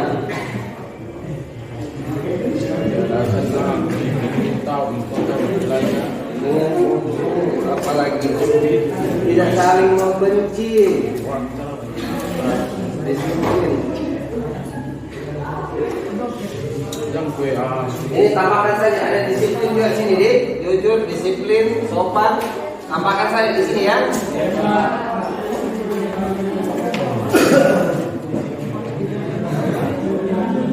Menjaga toleransi, menjaga kebersihan. Nah, ini belum masuk. Tadi ada yang tuliskan ini ya. Mengaktifkan pojok baca supaya banyak pengetahuanmu.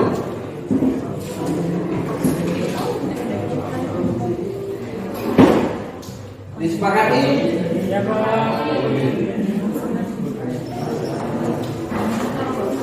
Jangan rugi juga kau bikin nak. Sudah kau bikin tidak kau pakai tak?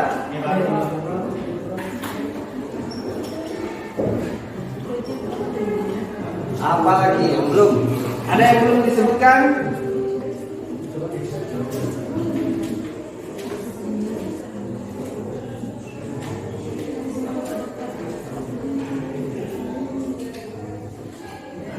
Paling membantu sudah. Melaksanakan tanggung jawab piket, sudah tanggung jawab itu kalau piket tak? Memastikan menghargai dulu menjadi kebersihan.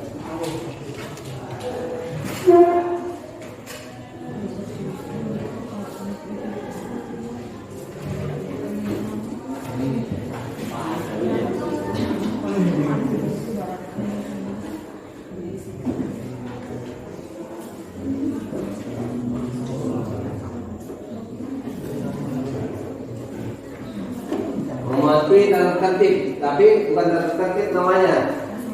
Komitmen terhadap keyakinan dasar. Tak? Komitmen untuk melakukan kalau sudah disepakati tak? Ya. 10 berkomitmen sebelum ini mungkin terakhir itu 10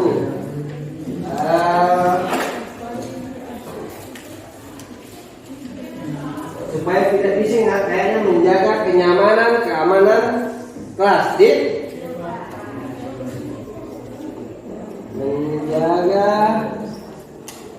kenyamanan tidak saling mengganggu nih, kenyamanan dan keamanan kelas.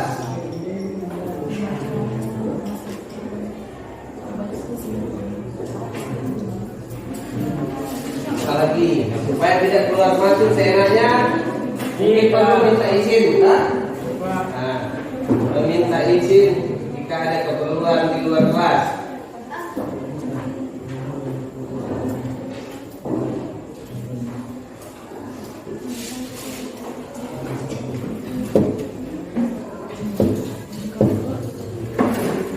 Nah, yang terakhir berkomitmen untuk menjalankan keyakinan kelas.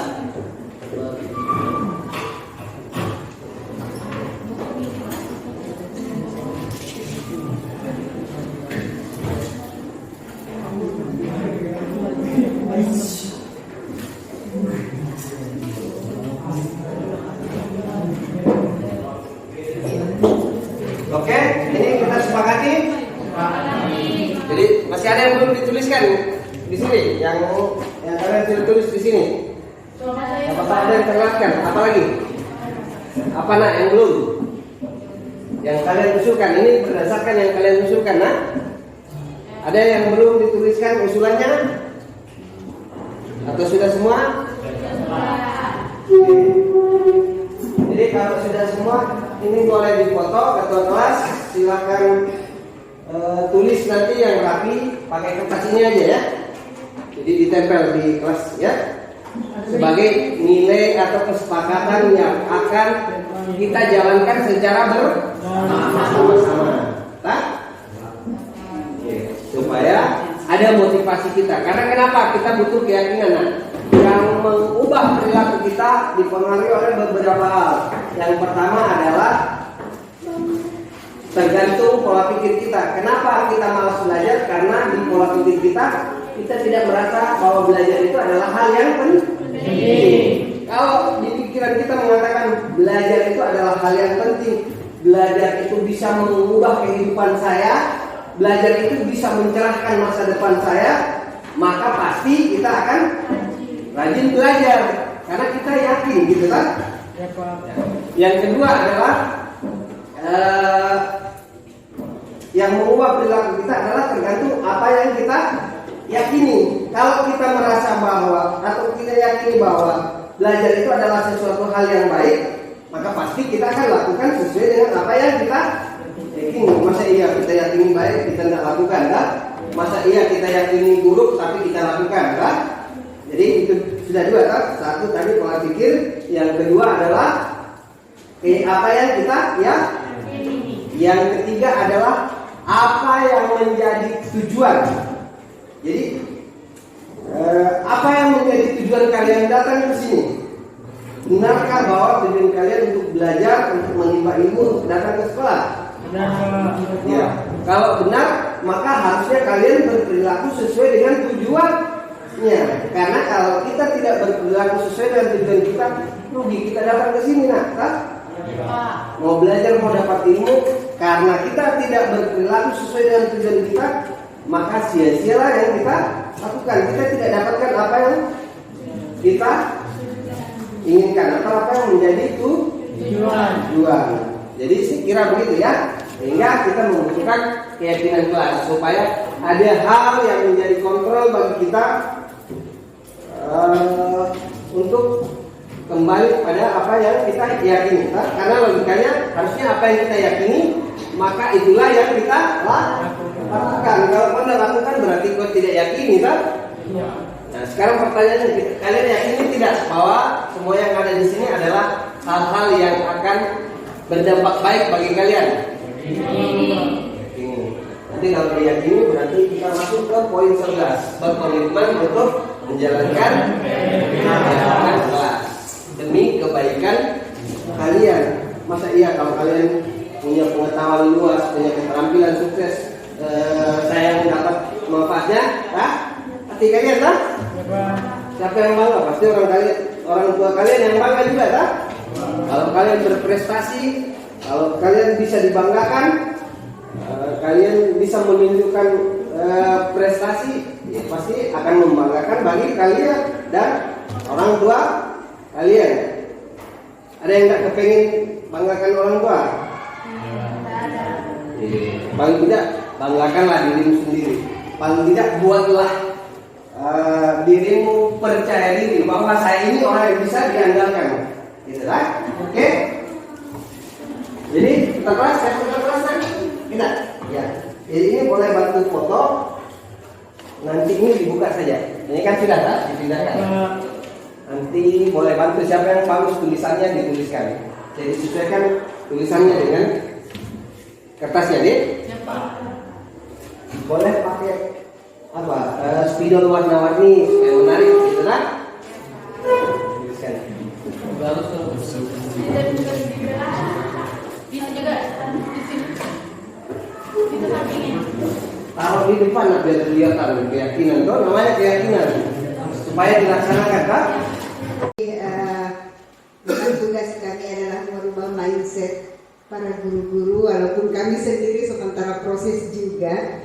Jadi mungkin ada beberapa yang istilah-istilah yang Bapak Ibu baru dapatkan, ada segitiga restitusi, ada keyakinan kelas, ada posisi kontrol dan sebagainya, dan itu semua dipelajari di modul 1.1 sampai modul 1.4. Jadi kalau misalnya ada pejabat atau apa yang mengatakan bahwa apa itu guru penggerak, karena memang dia tidak jalani. Saya juga dulu awalnya apa yang mau dipelajari di guru penggerak, setelah saya masuk, apa yang saya dapatkan di IKIP dulu ternyata jauh berkembang setelah saya mendapatkannya di guru penggerak. Kurang lebih hampir 2 tahun kita menggeluti Pak Lalu ya, 1 tahun sebagai pengajar praktik dan 1 tahun sekarang untuk sementara sebagai fasilitator ya. Dan memang banyak yang harus kita gali. Nah, untuk selanjutnya kita buka ruang diskusi selama kurang lebih setengah jam sampai ke depan sampai salat duhur ya. Sebenarnya sekarang sudah masa sholat duhur juga. Kalau ada bapak ibu yang mau sholat duhur bisa gantian saja sambil berproses. Baik, siapa tahu ada yang perlu ditanyakan, bapak ibu perlu tanyakan kepada Pak Ladu atau kepada saya. Kami persilakan untuk 3 penanya pertama. Silakan Pak Bambang. Terima kasih. Jadi kan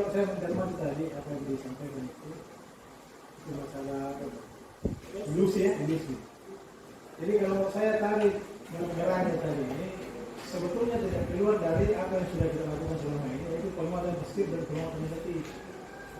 Di satu sisi kalau siswa itu melakukan yang negatif kan harus juga kita tunjukkan bahwa itu negatif, karena dia terlambat. Kan tidak mungkin terlambat kita tidak tegur kan. Atau yang sering saya lakukan di kelas itu, kalau si A itu nggak usah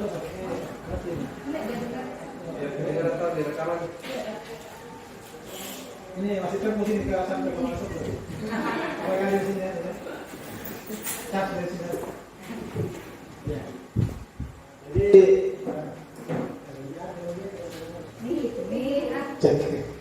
nah, jadi sebenarnya apa yang ini sudah berjalan sebenarnya, tapi mungkin dengan adanya materi ini kita bisa lebih mempercantik lagi, kita bereksekusi. Mungkin selama ini kita menghakimi siswa tetap Ibu Dirde. Nah, jadi yang saya lakukan itu ketika si A itu tidak hadir hari Rabu ini, maka datang hari Rabu depan saya tanya, sekali saya mau basa-basi, kamu hari Rabu kemana? Jawabannya saya tidak utuh. Mau dia bilang saya terlambat bangun, itu bukan urusan lagi. Yang jelas, poinnya itu saya tanya. Karena yang saya mau bangun dari dalam dirinya, berarti saya diperhatikan ya. Itu yang saya mau bangun. Itu yang saya dapatkan dulu di belajar akta itu. Bagaimana penguatan positif dan penguatan. Jadi saya mau katakan bahwa memang selalu ada itu. Kalau bilang keyakinan kelas, ada keyakinan positif dan ada keyakinan negatif. Misalnya jujur, keyakinan positif. Bolos, keyakinan negatif. Jadi kita sepakat dulu bahwa kalau bolos itu berarti negatif. Terus ada solusinya. Apakah dia harus membersihkan kelas kalau pulang? Apakah dia harus membaca di depan? Nah, itu saya kira harus konkret semua itu kalau menurut saya, karena terus terang selama ini kita sudah jalankan. Nah, coba dengan adanya kegiatan ini, mungkin kita bisa lebih pintar lagi mengambil solusi yang tidak membuat anak-anak itu terpukul. Selama ini kan kita hakim, jangan terlambat, tidak bisa ini, tidak bisa ini. Mungkin ke depannya bisa seperti itu. Tapi intinya, apa yang tertuang dalam materi ini kita sudah jalankan selama ini dalam kelas. Saya kira itu mungkin saya tidak bertanya, cuma mencocokkan saja ini apa yang kedua. Ini kesimpulan yang karena saya bukan dari keguruan, jadi saya biasa menganalisis. Karena saya bukan dari UNM, UKIP. Jadi di situ yang saya tangkap selama ini antara minat dengan motivasi. Jadi kalau bagi saya motivasi itu dari luar, dari guru kita. Minat itu dari dalam. Nah, kita harapkan motivasi yang kita berikan bisa menumbuhkan minat. Nah, itu yang kita katakan intrinsik kayak dari dalam. Jadi sebetulnya saya katakan itu sudah berjalan sebenarnya. Jadi yang saya jalankan malah dari SMK Rangas itu, saya selalu memotivasi siswa. Motivasi itu saya antara lain jurusan ini kalau selesai itu begini. Itu motivasi dia. Yang saya harapkan tumbuh dalam diri boy. Belajar betul ini jurusan dia bagus. Nah, itu yang saya. Jadi tadi yang dikatakan tadi apa tumbuh dari intrinsiknya, dan sebenarnya itu minat menurut saya. Jadi bagaimana kita cerdas memberikan motivasi kepada siswa, tujuan kita satu, supaya dia minatnya tumbuh. Akhirnya dia bersemangat untuk belajar. Jadi bisa 2 poin yang saya mensinkronkan dengan materi yang lalu. Kalau yang jujur itu sudah kita jalankan tadi udah. Jadi alat itu kita sebelum dipakai diperiksa dulu. Kembali kalau tidak lengkap, jangan mulai. Saya kira kita sudah jalankan tadi. Yang ini saya membantu karena kita ini sendiri, harusnya kan tidak bertiga. Apalagi satu-satunya sekolah tidak tim teaching di sini. Kalau di Rangas ini kan kalau produktif kan tim teaching itu. Jadi kita satu mapel itu tidak bertiga. Nah, kedepannya mungkin barangkali bisa diterapkan di sini supaya ketika kita praktek itu tidak lambat betul. Bayangkan kita 30 orang kita bagi 6 hari itu selesai dalam 1 bulan hanya 1 mata prakteknya. Saya kira itu tidak ada pertanyaan, barangkali hanya mudah-mudahan ini menambah untuk kita semua.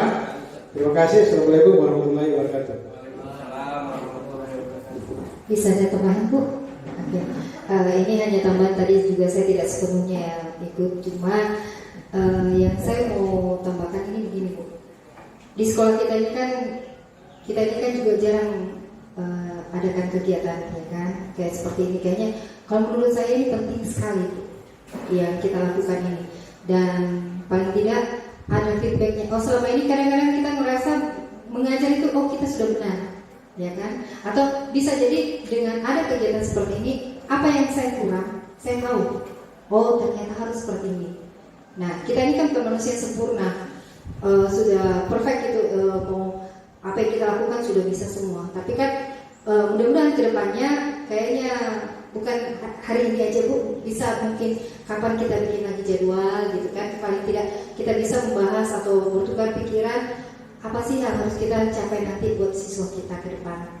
Tuh, ini hanya sekedar masukan dan saya berharap mudah-mudahan kegiatan begini ada continuenya. Ya, terima kasih.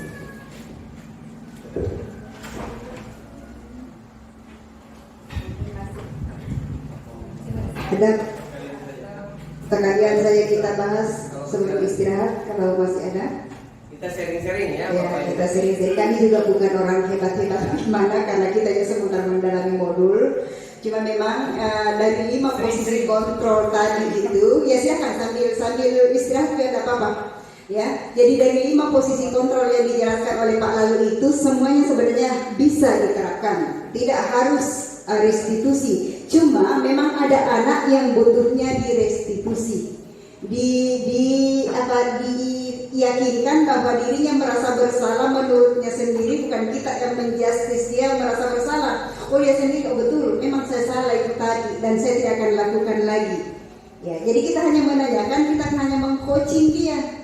Dia yang gali sendiri kesalahannya, dia yang sadari sendiri dan dia yang mengatakan bahwa oh memang saya tidak mau begitu lagi. Tapi kan tidak semua anak bisa seperti itu. Ada juga memang anak yang balaknya tinggi, itu tidak bisa direstitusi. Ya, jadi betul. Jadi 5 posisi kontrol itu tidak ada yang salah, semua benar. Ada saatnya kita melakukan sebagai penghukum, ada saatnya kita melakukan sebagai manajer. Itu yang bisa kita terapkan. Jangan sampai Bapak Ibu mengatakan, setengah mati kalau jadi guru penggerak kita saya restitusi, minta juga karena memang kondisi keluarganya si anak itu beda-beda. Ya kalau seperti Febrian mau direstitusi mungkin tidak sadar-sadar nih sampai kiamat dunia. Ya, memang ini Febrian saya sempat angkat kemarin di penyegaran ya Pak Lalu, saya sempat angkat ini Febrian, saya minta pendapatnya ini ahli psikologi yang memang betul-betul bagus. Bahwa ada anak saya yang semua nilainya merah Bu. Barusannya saya menghadapi dari tahun 1999 saya jadi PNS, barusannya dia mendapatkan 1 orang anak yang semua nilainya merah. Dia tanya pemateri kenapa bisa, saya ceritakan seperti itu. Nah, dia suruh pendekatan melalui keluarga, cuma persoalannya orang tuanya juga susah dipanggil ke sini. Jadi itu yang menyulitkan. Mungkin ada tambahan dari Pak Rabu, silakan. Terima kasih respon dari Pak Bambang dan Ibu Erika. Baik, saya dari Pak Bambang dulu ya. Jadi saya perlu tegaskan bahwa budaya positif yang dimaksud dalam diklat program guru penggerak ini memang bukan hal-hal yang baru Pak. Jadi sebagiannya mungkin ada dari kita yang sudah melakukan, ada yang belum, dan tujuan diseminasinya adalah bagaimana kita berbagi, sharing gitu. Ada yang muatan ini dari modul 1.4 ini terkait budaya positif. Kalau ada yang sudah melakukannya, alhamdulillah bagus Pak. Tapi tidak semua kan yang melakukan. Oleh karena itu ruang-ruang seperti ini adalah forum-forum yang dianjurkan dalam diklat program guru penggerak. Bagaimana kita melakukan proses berbagi gitu. Jadi kita tidak tahu mungkin bahwa itu bagus kalau Pak Bambang belum lakukan. Kita sharing dalam ranah yang seperti ini, kita sharing, kita berbagi pengalaman, kita saling memberi saran gitu. Sehingga lagi-lagi saya harus tekankan bahwa ini bukan sesuatu hal yang baru. Kemudian berikutnya adalah penekanan dari diklat guru penggerak ini adalah bagaimana kita melakukan secara kolaboratif dengan kita saling berbagi, kita berpikir oh bagus juga yang dilakukan Pak Bambang, sehingga kita secara kolaboratif, sehingga yang didorong adalah bagaimana proses kolaborasi. Yang tadinya hanya satu orang yang melakukan, karena didiskusikan maka yang lain bisa terinspirasi gitu. Yang sudah kami lakukan itu hanya secuil, sebagian kecil gitu. Mungkin teman-teman guru punya pengalaman tentang penerapan budaya positif. Yuk mari kita berbagi gitu kan. Mari kita saling memotivasi, saling menginspirasi.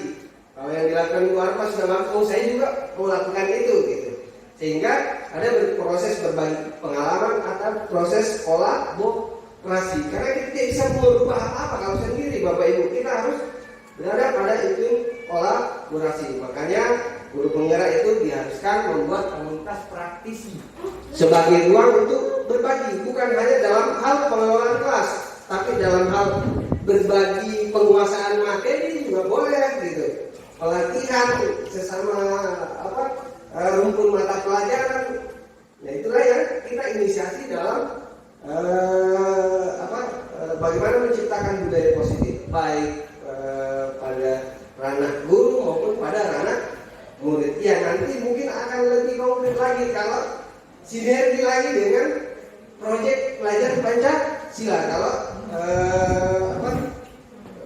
kurikulum Merdeka sudah kita terapkan di sekolah. Berikutnya terkait motivasi yang dimaksud Pak Bambang, saya pikir esensinya sama Pak ya. Pak Bambang menyebutkannya minat, saya memahaminya sebagai motivasi intrinsik, motivasi. Jadi kalau dalam teorinya memang disebutkan ini berdasarkan penelitian loh, gitu, bahwa secara teoritis motivasi itu dibagi menjadi dua, ada motivasi intrinsik dan motivasi ekstrinsik. Kalau kita mau mengubah definisi atau mengubah pengertiannya, maka kita harus membuat juga ini yang menjelaskan tentang itu. Gitu. Jadi, saya pikir no problem. Cara kita saja yang menyebutnya. Esensinya saya kira sama. Saya menyebutnya motivasi intrinsik, Pak Bambang menyebutnya minat. Gitu. Tinggal bagaimana kalau di Pak Bambang mungkin bagaimana meningkatkan minatnya, kalau di saya mungkin bagaimana meningkatkan motivasi intrinsiknya. Saya kira seperti itu ya. Terkait Bu Erika, ya itulah yang akan didorong lewat program guru penggerak ini. Karena setiap guru penggerak itu berkewajiban untuk berbagi pengalaman, menerapkan aksi nyata dan melakukan menginspirasi teman-teman sejawatnya, melakukan diseminasi yang seperti ini, membuat komunitas praktisi sebagai ruang bagi teman-teman guru untuk saling berbagi. Karena sukses bersama itu hebat loh, apalagi dalam sedemikian kompleksnya problem pendidikan kita, maka kita tidak bisa melakukannya sendiri. Kita mesti harus berkolaborasi. Dan dengan berkolaborasi, saya pikir langkah kita akan lebih ringan karena kita melakukan itu. Kemudian yang ditekankan lagi di program guru penggerak ini adalah bagaimana dalam melakukan perubahan, menginisiasi perubahan, kita tidak mengutuk keadaan, kita tidak menyalahkan keadaan, atau kita menggeser paradigma manajemen problem solving kita dari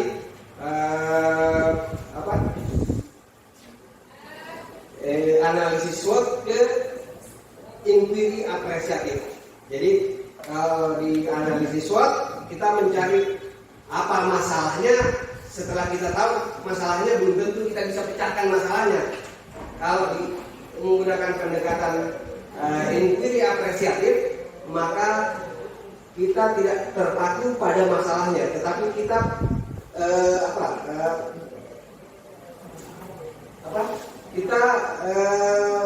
menggunakan pendekatan hal-hal positif apa sih yang ada di sekolah kita. Di sekolah kita, kalau misalnya hanya ada 3 guru yang mau saling berbagi, saling berkolaborasi, ya kita berkolaborasi saja dengan 3 orang itu. Gitu. Kita tidak perlu mengutuk keadaan. Oh di sekolahku yang lain tidak mau berbagi, dan kemudian kita tidak melakukan apa-apa. Apa gunanya kita cari masalah tapi kita kemudian tidak bisa juga menyelesaikan masalahnya. Sehingga pendekatan yang kita gunakan adalah bagaimana menghimpun hal-hal positif yang ada di sekeliling kita. Kalau hanya ada 2 orang, kalau hanya ada sebagian kecil yang bisa kita gunakan untuk menginspirasi perubahan, menginisiasi perubahan, maka itu saja yang kita lakukan. Jadi saya kira seperti itu Bapak Ibu. Mohon maaf kalau masih banyak kekurangan dari apa yang saya jelaskan, karena kita dalam rangka saling berbagi pengalaman, saling menginspirasi. Saya kira seperti itu ya Bapak Ibu. Assalamualaikum warahmatullahi wabarakatuh. Ya, terima kasih. Mungkin kita sudah hampir pada penghujung acara. Jadi himbauan dari saya sendiri, Bapak Ibu, kalau ada praktik baik Bapak Ibu di dalam kelas, itu sekarang bisa divideokan. Video durasinya itu 5 sampai 15 menit boleh. Itu sudah bisa sebagai pengganti karya tulis ya, yang bisa menginspirasi orang lain. Jangan berpikir nanti tidak dihargai karena sederhana. Justru sederhananya itu yang bisa menginspirasi orang lain untuk bisa Bapak dan Ibu jadikan pengembangan keprofesian berkelanjutan ya. Jadi saya mungkin nanti pakai video saya ini untuk naik lagi ke 4C. Kenapa tidak? Tidak perlu harus bayar calok-calok sampai 4 jutaan untuk naik ke 4C. Saya tidak pernah bayar calok-calok dari 4A ke 4B naik juga. Cuma memang repot karena selalu kasih kembali, diperiksa ada kekurangan, yang lagi. Tidak apa-apa. Daripada saya bayar calok-calok 4 juta kali 2 dengan suami saya 8 juta. Saya rencana mau naik 4C, tidak masalah. Iya. Ya, jadi itu sebagai menginspirasi, mumpung Bapak Ibu masih muda-muda, Pak Guru masih muda-muda, dan ibu yang lain-lainnya masih muda, silakan berkreasi, jangan kita takut. Saya dengan Pak Lali itu sering diberondong, biar kau jadi guru penggerak, kalau tidak sliding kok sama penentu kebijakan begitu juga tidak masalah. Kita mau jadi penggerak bukan untuk jadi kepala sekolah, bukan untuk jadi pengawas, ya. Untuk apa saya sliding? Ujung-ujungnya kehidupan saya sama Tonggi dengan yang lain, yang pejabat sama. Jadi memang itu rezeki adalah berkah dari Tuhan, ya kan? Seperti itu. Jadi itu hanya anjuran sebagai penyemangat dari Bapak Ibu. Walaupun saya sebenarnya tidak enak jadi penyemangat karena saya hanya guru biasa-biasa saja. Tapi intinya kami berdua pengen mengajak Bapak Ibu untuk mari kita coba-cobalah jalan lurus. Jangan ambil jalan sliding dulu lah. Kasama Tonji kehidupan tak dengan yang sliding dengan kita. Namanya gaji 3 juta Tonji biar dia gaji pokoknya.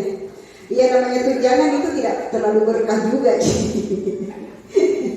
Ya, saya kira itu mungkin dari kami berdua. Mohon maaf kalau ada salah-salah kata. Terima kasih banyak kepada Bapak dan Ibu yang standby mengikuti kegiatan kami dari awal sampai akhir. Dan kami akhiri dengan ucapan Alhamdulillahirrahmanirrahim. Assalamualaikum warahmatullahi wabarakatuh. Terima kasih banyak Bapak Ibu.